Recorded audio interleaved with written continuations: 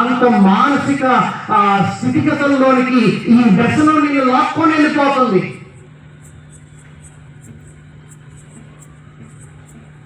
పోరాట యోధులుగా, ప్రార్థనా యోధులుగా, ప్రార్థించే తల్లులుగా, ప్రార్థించే తండ్రులుగా, ప్రార్థించేటువంటి యవన బిడ్డలుగా, ప్రార్థించే సంఘాలుగా నేడు మన కుటుంబాలలో ముందుకు కొనసాగునట్లుగా దేవుడు తన సహాయాన్ని మన జీవితంలో చేయును గాక.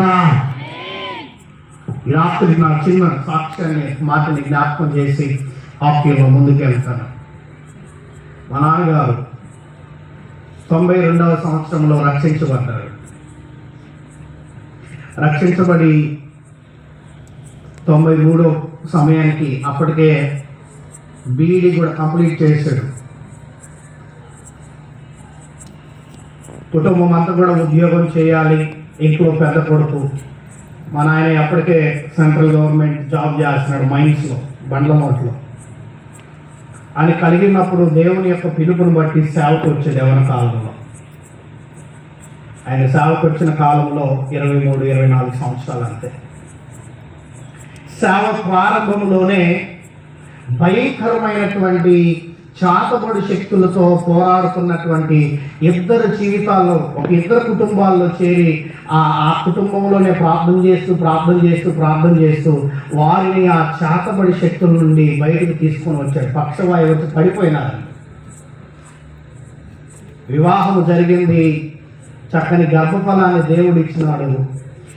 ఈ చాతబడి చేసినటువంటి వారి జీవితాల యొక్క ప్రభావం, ఆదిలో సేవలో ఉంటున్నాడు కదా, ఆ ప్రభావం మా తల్లిగారి మీద పడి మొదటిగా జన్మించినటువంటి బిడ్డ అది ముందుగానే దర్శనంలో కనబడుతుంది. అంబులెన్స్లో తీసుకెళ్తున్నారంట. మా పాము ఎదురుగా వచ్చింది. గర్భంలో ఉన్నప్పుడే కుమారుడు చనిపోయినాడు. ఆ తర్వాత కాలానికి అనగా ఇయర్ ఆఫ్ 94 దేవుడు ప్రేమించి 94వ సంవత్సరము డిసెంబర్ నెల 27వ తారీఖున నేను పుట్టాను, జన్మించాను. ఆ జన్మించే సమయానికి, జన్మించిన తర్వాత నేను ఒక హాస్పిటల్లో ఉన్నాను, మా తల్లిగారు ఒక హాస్పిటల్, మేజర్ ఆపరేషన్స్ బట్టి. పుట్టడంతోనే జీవము లేని పరిస్థితి. డాక్టర్ గారు చూసి ఏం లేదంటే ఇంటికి తీసుకెళ్ళమని చెప్పారంట. వినుకొండ అమ్మగారి హాస్పిటల్ అంట, నిర్మలమ్మ గారు. అలానే గారు ఎంత డబ్బులైనా పర్వాలేదు చేస్తామండి, మీరు తప్పకుండా చేయాలని ప్రయాసపడుతూ తీసుకెళ్ళమని చెప్పారంట. 2 రోజులు గడిచింది. 3వ రోజు డాక్టర్ గారు వస్తే మా నాన్నగారు ఎదురైనారు. ఏందయ్యా మీరు ఇంకా పోలేదా? ఈ పిల్లోడు ఎప్పుడో వెళ్ళమని చెప్పారు కదా, మీరు ఏంటి ఇంకెక్కడే ఉన్నారు? మా అమ్మగారు ఆమె స్పృహలో లేరు, నేను నా పరిస్థితి దారుణంగా ఉంది. అయితే మిషన్ హాస్పిటల్స్లో ఎప్పుడు కూడా హాస్పిటల్ పక్కన తప్పకుండా చర్చి ఉంటుంది. మా నాన్నగారికి ఆ ఫైనల్ డే 3వ రోజు తీసుకెళ్ళడానికి హోప్స్ లేవని చెప్పినప్పుడు అదే సేవ ప్రారంభ దినాలలో విశ్వాసాన్ని కొనసాగిస్తూ ఆ పక్కనే ఉన్నటువంటి ఆ చర్చ్లోనికి వెళ్ళి ప్రార్థన చేశాడు. ప్రార్థన చేసి ఒక తీర్మానంలోకి వచ్చాడు. దేవా, నీవు నా బిడ్డను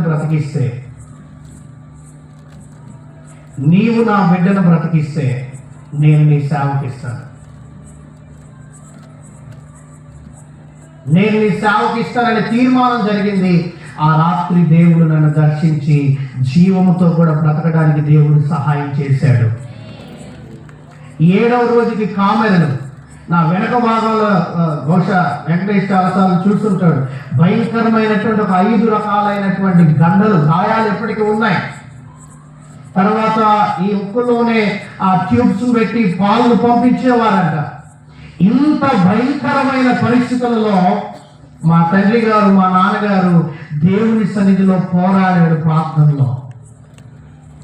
ఈ కుమారుని బ్రతికిస్తే నేను నీ సేవకిస్తాను, నీ సేవకు సమర్పిస్తానని చేసిన తీర్మానాన్ని దేవుడు అంగీకరించి, దేవుడి రాత్రి నేను బ్రతకడానికి, ఇన్ని సంవత్సరాలు జీవించడానికి, ఒక వివాహ వ్యవస్థలోని అడుగు పెట్టడానికి, సంతానాన్ని కలిగి ఉండడానికి, ఒక ఉన్నతమైన సేవను చేయడానికి నా దేవుడు నా జీవితం ఎడల చూపిన అపారమైన కృపను బట్టి నేను దేవునికి కృతజ్ఞతలు చెల్లిస్తున్నాను. నా జీవితంలో ఎన్నెన్నో గొప్ప కార్యాలను దేవుడు చేశాడు.